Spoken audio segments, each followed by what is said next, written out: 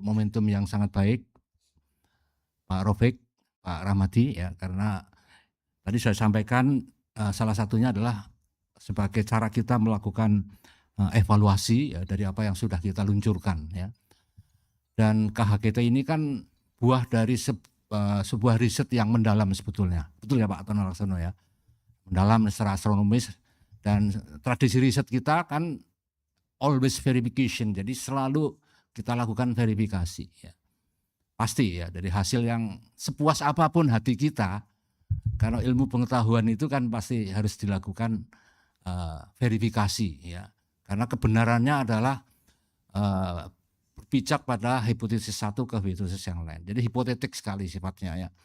Sehingga kita perlu terus melakukan evaluasi sebagaimana juga yang sudah disampaikan oleh Pak Ketua Umum, bahwa kita diminta terutama Majelis Tarjih ini untuk terus bisa melakukan verifikasi terhadap KHGT ya, termasuk juga proses-proses sosialisasinya ya supaya lebih masif lagi ya. Dan kita juga pernah teringat pesan Ketua Umum BP Muhammadiyah agar KHGT ini bisa kita sosialisasikan semasif mungkin. Bahkan beliau sampai mengatakan bila perlu tidak usah pakai nama Muhammadiyah, tapi saya kok berat ya. Ya pakailah Muhammadiyah gitulah, tidak masalah ya. Walaupun nanti mungkin baru terasa dampaknya 100 tahun yang akan datang, tidak ada masalah, tapi kalau bila perlu ya dalam 10 tahun mendatang itu sudah ada dampaknya ya. Agar apa kita seperti ini? Agar kita bisa membayar hutang peradaban ya.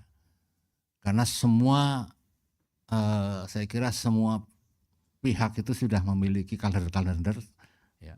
Di Gregorian system mereka sudah punya ya, satu hari Natal bisa satu tanggal di seluruh dunia gitu ya, sama ya.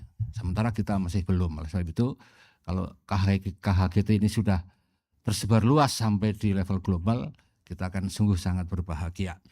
Bapak dan Ibu yang kami hormati, saya juga ingin berharap kita itu kan memiliki banyak pakar ini ya, astronomi, pakar ilmu hisab, dari Pak Profesor Samsul Anwar, Prof. Tono Laksono, kemudian juga tadi Pak siapa yang dari PPM Jateng, Pak Kasmui ya, saya sudah lihat karya-karyanya beliau ya di website itu ketika saya akan ceramah menggunakan websitenya beliau ini, tapi keren sekali nih ya, passionnya luar biasa Pak Kasmui ini ya. Dan sekarang kita beri aplaus dulu lah ya.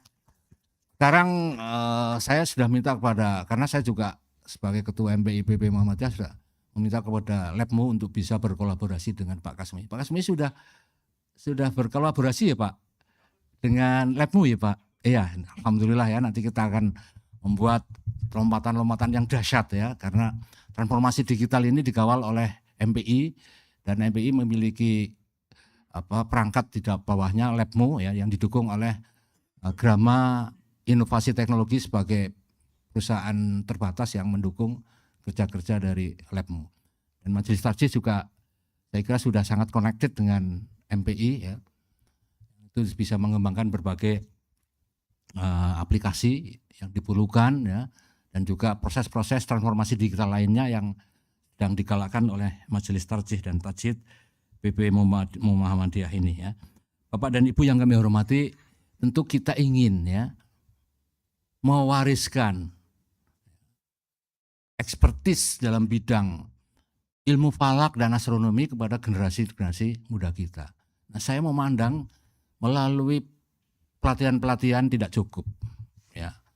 Hari ini sangat baik, ada tradisi halakoh kita, pesertanya wajib menulis. Ya.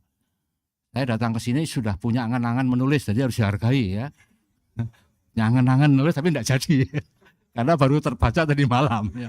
Wah sudah, ya, mau nulis-nulis tidak mungkin bisa ya, tapi dihargai tolong kayak Pak Rahmadi ya. Jadi paling tidak saya boleh masuk ke sini. Jadi ini sudah sangat baik ya. Nanti saya berharap juga dalam halakoh-halakoh berikutnya ada seperti ini. Karena ini menjadi satu wahana kita untuk menyemaikan ya ilmu-ilmu kita yang terkait dengan falak, atau perhatian kita lah. Perhatian tidak hanya di dalam pikiran dan omongan, tapi harus dalam bentuk outcome tertulis. Sehingga ini menjadi dokumen-dokumen yang penting. Namun menurut saya juga tidak cukup hanya dengan demikian. Tapi saya berpikir bahwa pewarisan ilmu-ilmu falak dan astronomi akan lebih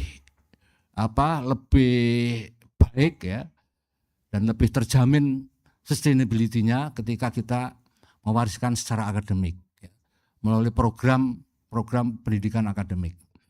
Misalnya sekarang di UMSU saya dengar sudah ada program studi astronomi. Mana Produknya ada? Pak Arwin ya, temannya Pak Yudiarto. Yudiarto hadir enggak ini? Enggak diundang ya.